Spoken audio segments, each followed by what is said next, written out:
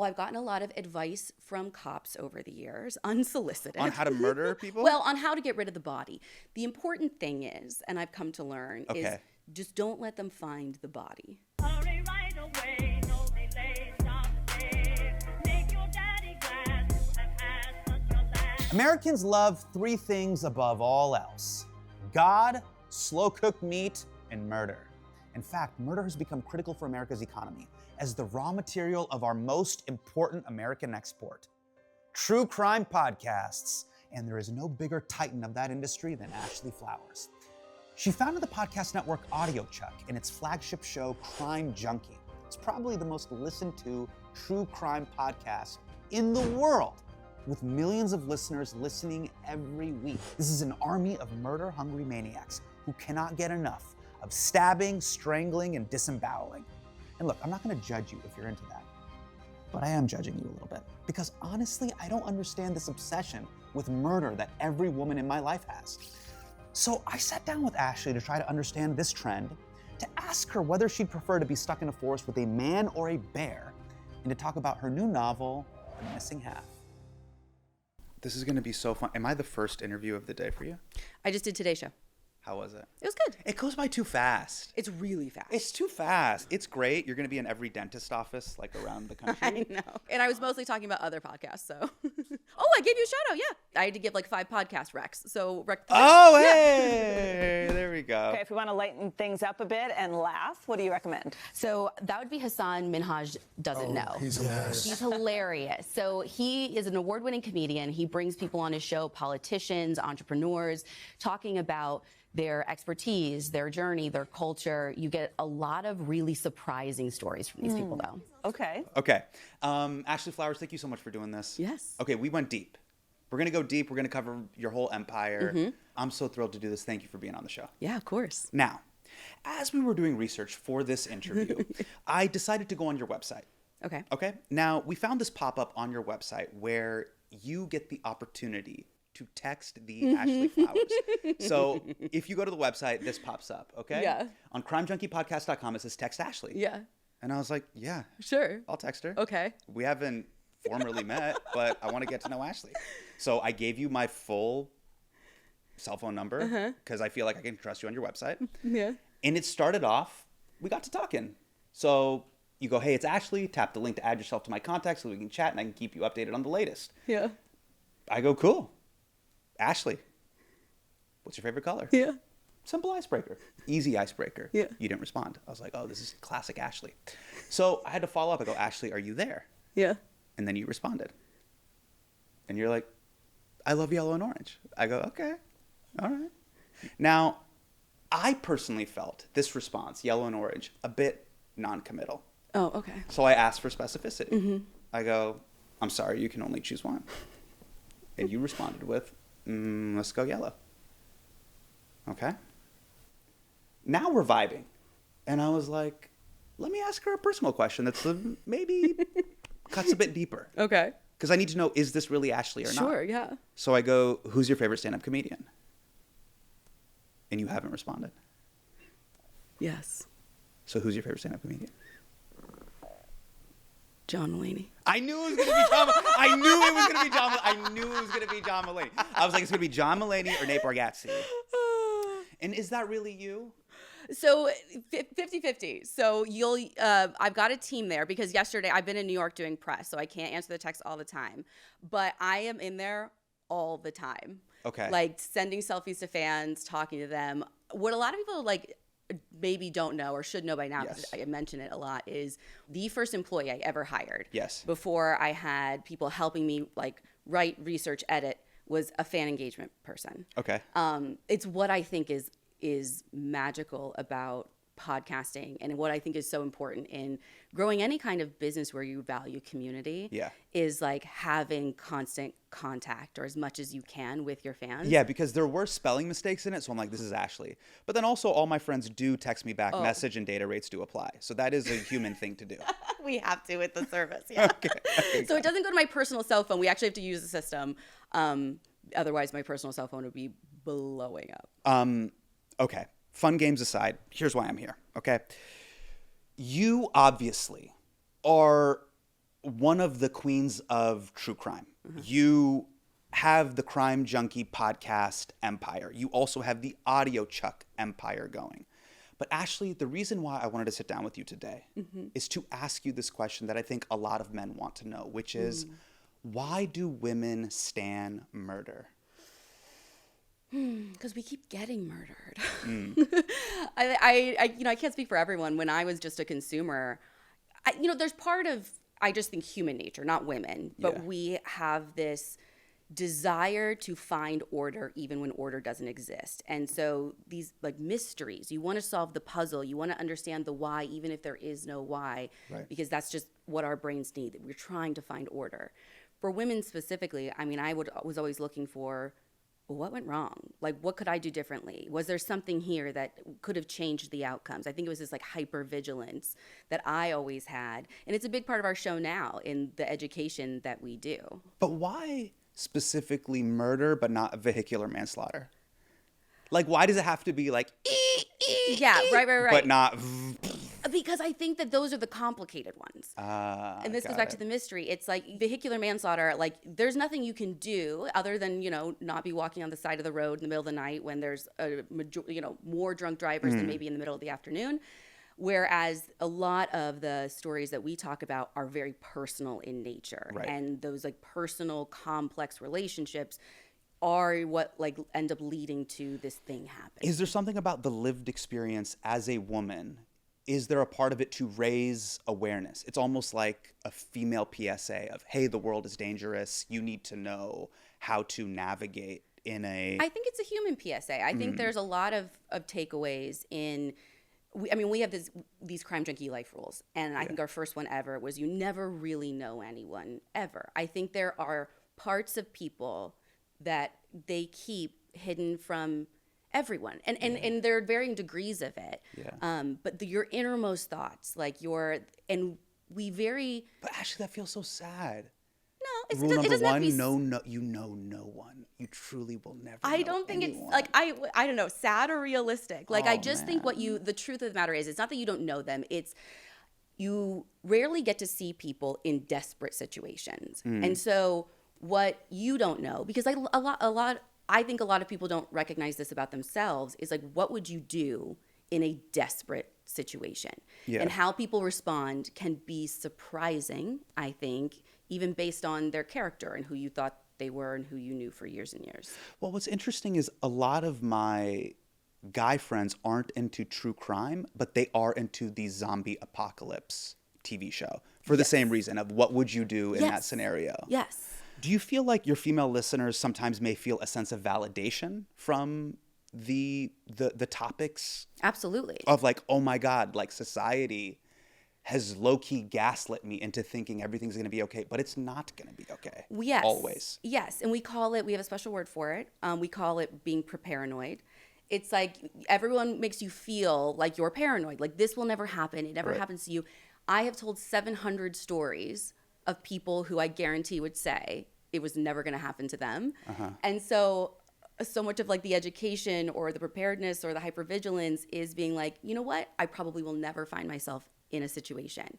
But if I do, I know what to do. Okay. And we have gotten so many emails from listeners who are like, let me tell you about this situation I narrowly escaped because I listened to your show. So what are the preparanoia things that people have, that listeners have in their fanny pack post listening to? Well, we have something called like an If I Go Missing folder, Sure. which is a lot of information of if you were to go missing, law enforcement has to get subpoenas for your phone, for like everything's digital. And so it's like having your Apple ID password, having certain things that your loved ones could like try and find you. We had a listener reach in about like using that to help locate someone who they ended up finding safe. We have had listeners talk about just being aware. Most of it is being aware of your surroundings and just feeling okay in not being polite. We also say be weird, stay alive. Like, it's the biggest thing I think we've all been conditioned, and especially women, is just like, I don't want to make anyone else feel uncomfortable, especially in Indiana, in the Midwest. I don't want anyone to feel like I'm being rude or mean. I have to be polite at all costs. And it's that can often make a bad situation worse. Where if you just call out someone's behavior, if they're not making you feel comfortable, prioritizing your own safety is important. That's what I want my daughter to realize. I mean, she's only 3. And I don't want her to like appease someone just so an adult feels comfortable. It's so fascinating because, well, funny enough, I have a 7-year-old daughter, and we haven't gotten her into true crime yet. Yeah. But she is in Brazilian Jiu-Jitsu. So she does fuck up some of the boys in her class. I love it. But I was having this conversation with my wife, and I go, what is the element, what is the thing that I'm missing where I'm not getting into true crime? And she told me this anecdote, which she said, which is similar to what you were saying earlier, which is, as a woman, there is something in your programming where you see another man, and this is like in the deepest part of your lizard brain. If you're alone in a room with another man, the first thought that comes to your mind that you don't even realize you're thinking is, will this guy kill me? Am I safe? Yeah, but specifically, will he kill me? Like, but yeah, am I safe? She was telling me the story about how we in our apartment, we had to get our air conditioner fixed, and the repairman came, and like one of the first programs that came up in her mind was like almost Terminator 2 style, like, like, how big is he? How far away do I have to be from him? The way Where's we have the to entry operate and in the the exit? world is really different than I think. And I remember pointing this out to my husband back when I used to travel for work. And I remember like stopping at a rest stop, and I was like literally like sending him my pin, and here's where I am, and I'm going to be here for 5 minutes. And I remember like scoping everything out as I was going in, and I was like, man, if my husband was here, it wouldn't even cross his mind. No, not at all. Like, again, just the way we operate in the world is so different, be it biological, be it learned behavior, but we are always on alert, always wondering if we're safe. I'm not even a fighter, but there was even a part of me where I was like, let me think of that anecdote. Like, okay, the repairman comes in, I got to fix your air conditioner. In a weird way, I'm like, if he attacks me, I guess I have to stab him. Like, I'm not even joking. I'm like, I guess I have to like defend myself. I guess break off part of this chair and stab him through the heart like he's a vampire. I don't know. I'm just gonna have to. But the first place that I kind of went to is like, zombies. I guess That's what you're preparing for. Weird, some sort of weird form of violence. Let me ask you this: when you first met me, did you think, is he gonna kill me? No. What'd you think? Is he gonna fuck with me? But that is a form of like emotional violence, I guess. Yeah. How should men like walk into rooms and just go, "Hi, I'm Scott. I promise I won't kill you"? Absolutely not. Like my husband talks about this all the time too, where he's like, I want them to be like, "Hey, I'm safe. I won't do anything." But I was like, don't say that, because then we're like, why are you thinking? Just that makes it worse. Yeah, like we're too conditioned. We probably won't change. Just like be cool, and like if we, because but be cool is so subjective, Ashley. Well, I was like, Eric, because he's like, I don't know if I should like offer this woman help. Like she clearly needs help, and I was like, you may offer to carry her groceries one time, and when she says no, you immediately leave. You do not insist. Sure. Okay. So I don't know that like there's anything to do to change something that's so deeply ingrained in us, but there's things I think people can do to not make it worse. So Eric, in that situation, he's in the parking lot of a grocery store, and he goes, "May I help you to your car with your bags?" And if she says no, he's just like, politely be like, "Got it. Good luck throwing out your bag. Yes. Wish you the best." Yes. Okay, yes. Gotcha. Have you heard of the man versus bear thought experiment? Yes, and I too would choose the bear. Okay, so for our male listeners, set this up. What is this thought experiment? So usually you can put any woman in your life like in the scenario. Okay. It's like, because you can even ask a man, like if it was your daughter who was in the woods, would you want her alone in the woods with a bear or with a man? Yeah, and what do women say? Always they will pick the bear. Always? Again, my algorithm might know me, but I have not seen one of the TikToks where someone picks the man. Okay, so take me through the reasoning. Why is that? Well, I guess like with a bear, you know what to expect, and you like, and it's like what it wants is very clear, and it feels a little easier to navigate. And all bears are pretty much the same. With a man, it could be anything, and you don't know what to expect, and you don't know. The worst case with a man feels potentially worse than the worst case with a bear. Is that like, I mean, which Oh my sounds God. bananas, but that's how it feels. It sounds terrifying is how it sounds. Yeah. Because for me, I was like, The bear. the bear. Yeah. Yeah. The bear is far scarier. And you hope like, you know, chances are you get a nice guy in the woods. Maybe he's going to help you out of the woods. But what's wild is you're thinking like, maybe I'll get a nice bear. Yeah. Maybe the bear will be really maybe it'll be like a Yogi the bear. Or maybe he's sleepy. Like maybe he's not hungry. And as long as I like, you know, avoid the bear, there's bear tracks. I know where to go. Like I'll be fine. If I may have some polite pushback here. Yes, please.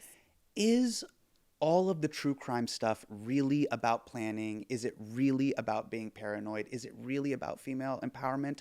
Or is there at least some of it that's about the titillation, the drama? It's fascinating. Yes. Yeah. Because like it will always be a form of entertainment for people. Yeah. I mean, that's how, and that idea is what pushed me into getting into like the advocacy work that we do. It will, and this goes back to like the mystery of it all. I mean, the same way that, you know, I write crime fiction, there is crime stories, TV shows. You just came out, everyone's watching You. Like, people are fascinated by the whys and like the roller coaster of yeah, it. And there are certain stories that we can't even tell on our show because we're like, there is like, I need 40 minutes, right? Like I've got to be able to take people on a journey. I've got to get them really invested in a story, and a really good story has certain elements. And what I've always thought is it will always be that for people. It will always be fascinating. It will always be a look into this darker part of society and people's minds that we can't turn away from. So how do you acknowledge that that is a thing and something in us that we want to see, Right. but also not cause more harm by doing it? That is And I think that's the key. That is the interesting space that true crime occupies. Because there is an element of stand by me, do you want to see a dead body energy to it. For me, this is the test. If you have two serial crime junkies sit down with each other and they ask each other, hey, who's your favorite serial killer? I'm like, this is not about female empowerment. This is not about female empowerment. Agreed. But who's your favorite serial killer? I don't have a favorite serial. Like Who's on your Mount Rushmore of serial killers? For what though? Like who would I want to interview? Who would I want to like? Because to say that they're just my favorite, like I truly do not have a favorite person who slaughtered people. Like that's insane. Mine's Genghis Khan. Yo, okay. What a choice. I respect a man with that much ambition and hubris. Okay. There's a lot of people with the last name Khan. I'm like, it's horrifying but bold. Well, certainly, most of them are. So you don't have a favorite? No. There's not a whoa. This one was an all-time. There are ones where I'm like, man, I am fascinated by the way that they operated. Okay. Because how can you? I'll give you an example. So I assume you don't know Israel Keys. Are you familiar with him? No. So he is a man who traveled the country, really the world, and he would pick people who he seemingly had no connection with at random. He would go to a place, he would bury what he called a kill bucket in the ground that had all the tools he needed to commit a crime, and then leave it, and would come back years later, have his tools, pick someone at random. There's really very few traces he was even in the area. Okay. He would kill them and leave. And to me, studying something like that, they only found him because of like a very small mistake. And I wonder like how many more people are out there operating like that. But when you think about profiling and the work that has been done thus far, we don't know anything about that type of person, because that's not the type of person that's ever been studied, because until him, we really didn't know that guy existed. So if I'm interested in one killer more than another, it's more about what can we learn from them that you can apply to other things. Well, there's something really interesting about understanding serial killers that commit these heinous acts of violence versus people you know. So, yes, I admit they are fascinating. They're also very rare. This is an interesting statistic. Over half of all female victims of homicide are killed by a family member or intimate partner. Yeah. So, like, it's really someone you know that's going to kill you versus this random dude who buries buckets and then kills people randomly by digging them back up. Absolutely. One of our really large advocacy causes that we've spent a lot of time in is domestic violence, because intimate partner violence is one of the leading causes of death. And especially for women, they even say, like, when a woman gets pregnant, she is far more likely to die than if she were not. So this goes back to, like, do you really know the people who and how they're going to respond? Yeah. And so, you know, these women would say over and over, like, I even if you knew he was a bad guy, even if you knew he was abusive emotionally, physically, like, they don't think they'll take it that far until they do, until it's too late. Is there ever a thing that you feel where you were like, hey, obsessing about true crime is one part of it, but it may take some attention away from legitimate domestic violence and understanding that this thing could happen within your own family or circle? Well, no, because I think that's what we're doing by this. Oh, and so, gotcha. Okay. So, I mean, because we've told a number of stories. We've had domestic violence experts on our show to talk to people about, like, what are the real signs that you look for? Like, it's not as glaring. It's not a threat that they'll kill you. There are certain controlling behaviors. And so we tell both types of stories. And my goal is really to bring people in. So, right, like, you can't come out of the gate telling people you're going to teach them a lesson and standing on your soapbox. Nobody wants to learn a lesson or hear a lesson from someone telling them they're teaching them a lesson. And so we have different episodes on our show, the ones about the serial killer that will bring someone who's just maybe a casual listener or has this interest in a big case. It will bring them in. Yeah. And our listeners will learn a lot along the way. I feel the same way, by the way, about, I have this as a political satirist and comedian. So The Daily Show, Patriot Act, people love that. And something that they say this oftentimes, they go, I get all my news from you guys. And I go, I hope that's not completely true. Because at the end of the day, those shows are just news recap shows. Yeah. And hopefully it's the entry point into a real form of community organizing and community empowerment and getting involved in local elections and caring about issues. Yeah, caring about issues on the ground, not through, like, 20-minute YouTube recap videos. Exactly.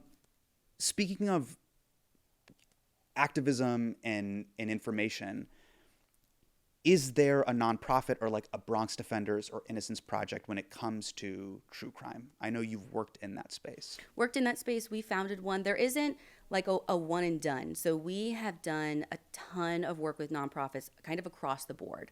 And usually then whatever nonprofit we'll work with is really tied to the case that we're covering. So, I mean, a lot of times if a family has set up a foundation, we'll work directly with the foundation. If we're talking about missing kids, we're working with NCMEC, National Center for Missing and Exploited Children. One of the issues, though, I saw when I came into the space is there was a gap. I talked to so many families, so many law enforcement agencies, and I was finding over and over and over again that oftentimes the only thing that was standing in the way between solving a cold case or not was money. Because there's a ton of new technology now that's allowing us to solve cases in ways we never thought were possible before. But science moves a lot faster than law, a lot faster than budgets in government. Yeah. And so we now had investigative genetic genealogy where someone doesn't have to be in the national database of criminals. You can now find them using 23andMe and Ancestry, specifically GEDmatch. But law enforcement didn't have the $5,000, $7,000 that it took to do that. No way. And it feels like small amounts. It felt like small amounts to me. I was like, I mean, $5,000 to $7,000 to find a human who killed a human being is a nominal amount of money. Yeah. And so we were like, we'll write you the check. Like, we'll pay for it. Most law enforcement agencies don't want to take money from a media company. Sure. Though. Yeah. I'll Venmo you. You can't really do that to the police department. Exactly. Sure. So we set up a nonprofit called Season of Justice, where the whole premise is we will fund the labs directly. Law enforcement just submits a grant. If it gets approved, then we'll fund the lab directly to do the testing, solve the cases. What involvement do, like, private detectives and private investigators have in this whole world? It depends. Like, Are they effective? Sometimes. So yes, if you get a good one. Okay. And even more so if law enforcement is open to it. So a lot of times private investigators most of the time come from when family reach out to them because they're not either getting the time, resources, support from law enforcement. It's just gone cold for so many years. Yes. Or they're not happy with law enforcement and what they're doing. So if there is a rift between the family and law enforcement, PIs can come in and they'll it's very hard for them to work if they don't have law enforcement's cooperation. And sometimes they can make headway. If law enforcement is doing nothing, they can make a lot of headway because a lot of times the stuff's just not being done and they're the first person to do it. And if law enforcement is open and saying like, hey, we don't have the resources, right? We don't have a cold case division. There are other cases popping up and they'll work with them. Right. They're going to be the most successful. And by the way, if there's any private investigators that are listening to this, feel free to hop in the comment section and share what you do. Because in my opinion, all I've seen of you is that you guys sit in rented cars from Hertz and you're just popping in pistachios. That's all I know. It's just like you're slowly eating pistachios. There's a lot of people to watch out for because like I've seen so many families who've gotten scammed too by PIs who will charge and either not have anything come of the work they do if they're doing the work at all. So like families have to beware. Okay. PIs, get in the comment section. Show me your receipts. Yeah, exactly. Let me know you're legit. For those who aren't aware of you, you are from South Bend, Indiana. I am. This is the home of another South Bend, Indiana goat, Mayor Pete. You recently had an Instagram post where you said, I am this close to running for office. Okay? So what's got you fired up? What is your Mayor Ashley moment that's making you go, I want to get into public service. I'm running for office. Indiana. I mean, like, look at the world right now, man. It is like, it's bananas. It's not great. And especially when it comes to like, my husband and I, very interested in local politics. Like, I mean, I think on a national scale, like things are spicy and I think we're in trouble, but locally is where I think everyone feels it the most. Okay. And when I look at the book bans that are happening in my area, when I look at the funding that's getting cut, women's rights, all the things that they're taking money from and putting money towards, I think that specific post was one of our elected officials is requesting more money for like a faith-based organization. And I'm like, man, I'm out here. I've done endowments for mobile medical clinics serving a population who's unhoused, for domestic violence shelters, for like I'm like, that is the work in my community I know needs to be done. Yeah. And like, we're talking about something that like is not helping long term because it's not. And so many people came back at me and they're like, well, those faith-based organizations do that sometimes. And I'm like, sure, but like read the fine, but that's not what they're looking to do here. They're looking to talk about the way we teach children in schools and so I'm not running for politics anytime soon, but I want to see our elected officials care for our children, care for our community, to treat people as though they want to be treated. I mean, I believe that neighbor is more than the person living next to you. And it just saddens me often to see the way that we're thinking about taking care of one another. Everyone has a tipping point. It's like my wife had this where I think she was going to run for office when she recently saw the headline that the federal government's going to cut funding for PBS and Sesame Street. It's been like, and she's like, "You're going after Elmo? This is my red line. I will defend Elmo like, to the death." Yeah, we can't have this. Mark Brown, the author of Arthur, like one of my favorite children's book series, recently penned this op-ed in USA Today being like the cutting of federal funding via the Department of Education to PBS is a huge problem. And I couldn't agree with you more, which is I think our generation is feeling this existential pain of, hey, we keep arguing about the symptoms, ban this book or these weird culture war things, and we're not addressing like the real huge problems, education, on housing, domestic violence, reproductive rights, etc. So I don't know if you had, if the Elmo moment was your tipping point moment or something happened in Indianapolis, maybe with that group that really pushed it really you started with the book bans. And it was just getting to a point like where we're looking at schools for my daughter. She's 3, she's young now, but we're starting that process. Oh no, it's a nightmare. It's terrible. And me and my husband are like, I feel like we have to join the school board. I feel like I had this moment where I was literally like crying on the couch where I was like, I feel like we have to leave or do something. But I'm also one of those people who I find it very hard to look at something and say, oh, that sucks, and then like go over here. I have a very strong sense of like, if not us, if not me, then who? Sure. Yeah, it's the crazy thing about being our age. What's wild is when you really think about it, everyone who's in charge is kind of our age. J.D. Vance is kind of our age. Elon Musk is kind of our age. Zuckerberg is our age. Like the people shaping the world are either dinosaurs or our age. Yeah. And there's like, no like in between. No. It's pretty surreal. I want to talk about your new book. So you are now, in addition to the empire that you have built, in less than half a decade, you have a new book called The Missing Half, which we have right over here. Okay.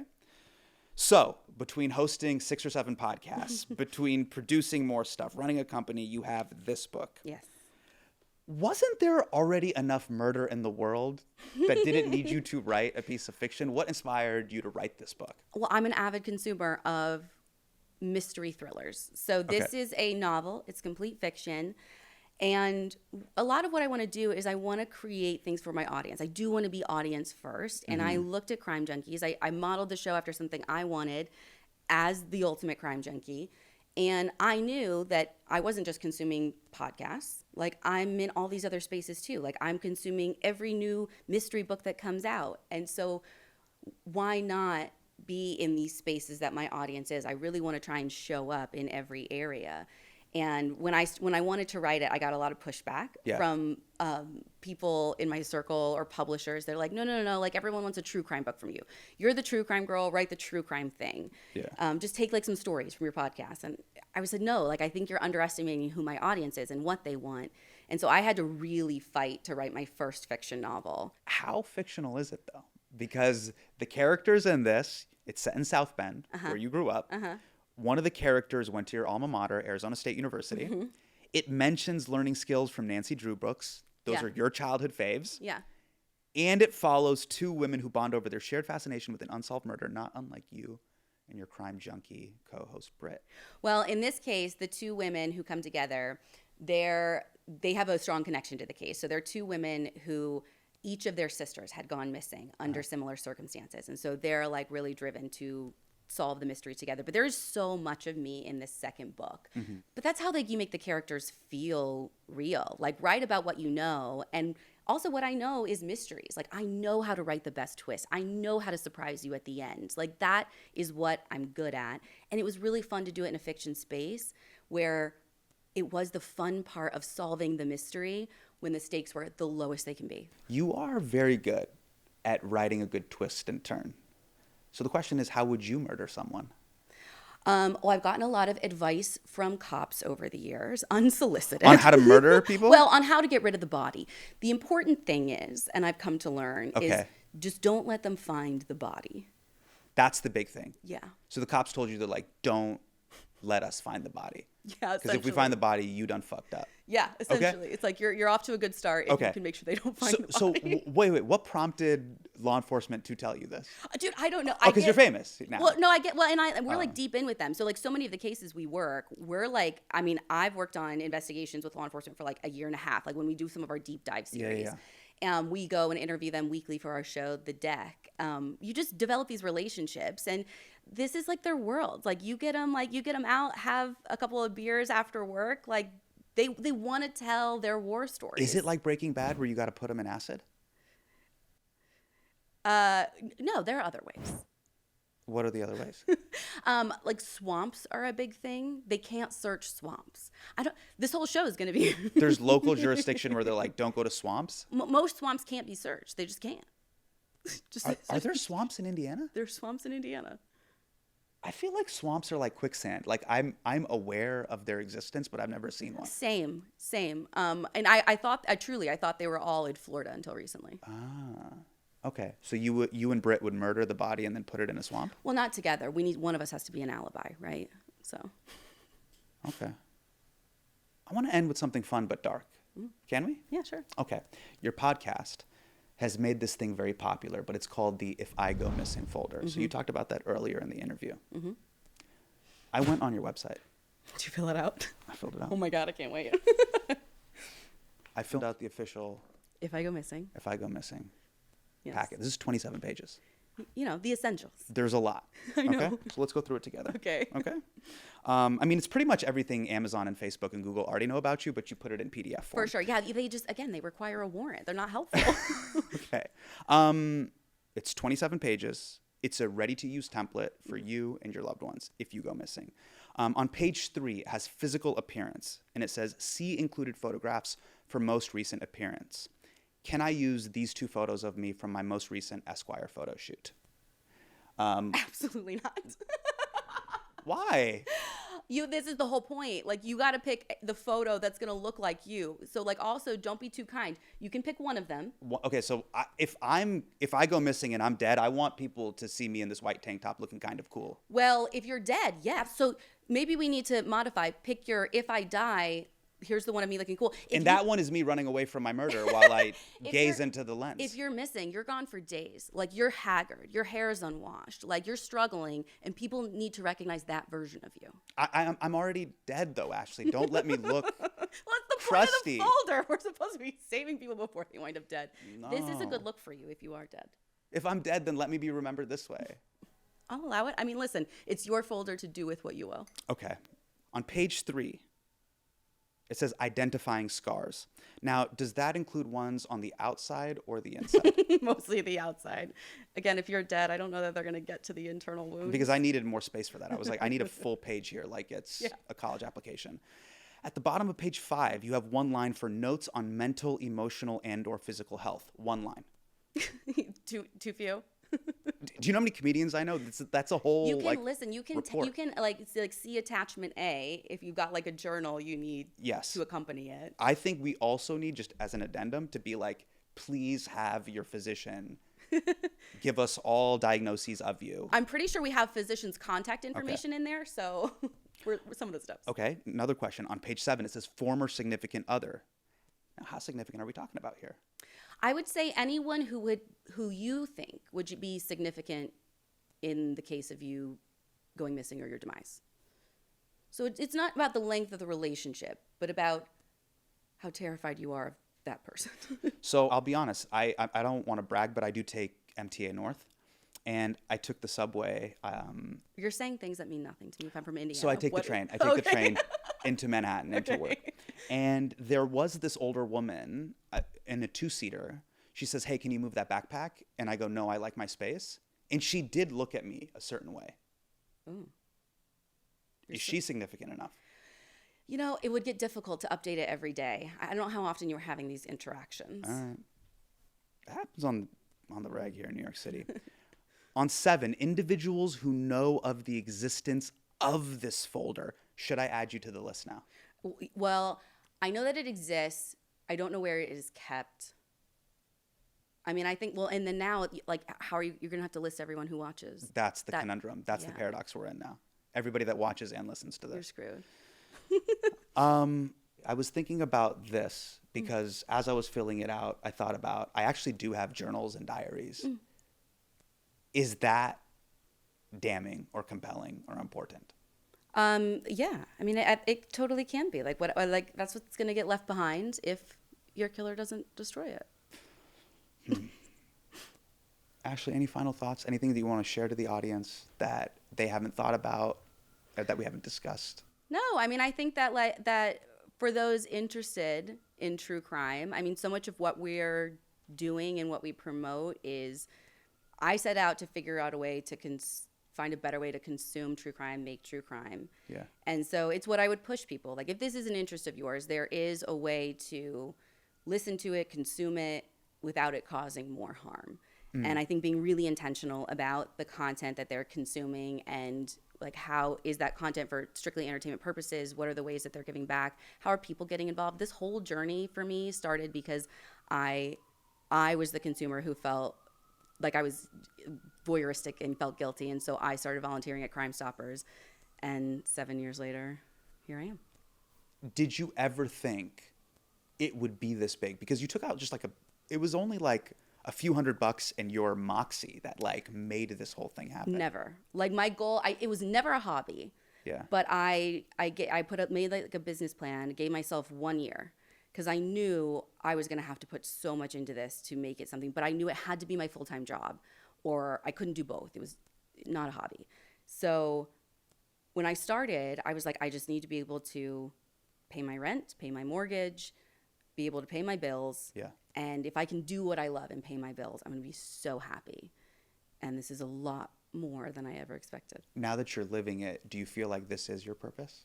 Absolutely. Wow. And I tell people all the time, I'm like, I know it's so rare too. And so totally. I treasure it all the time to be like, I found the thing I was meant to do, you know, if there are parallel universes and an infinite number of me, I feel like I am in my best one. That's so beautiful. It is. I like it. I feel like I'm where I'm supposed to be. Well, Ashley Flowers, thank you so much for being on the show. Yeah. This was so fun. Appreciate it. Hurry right away.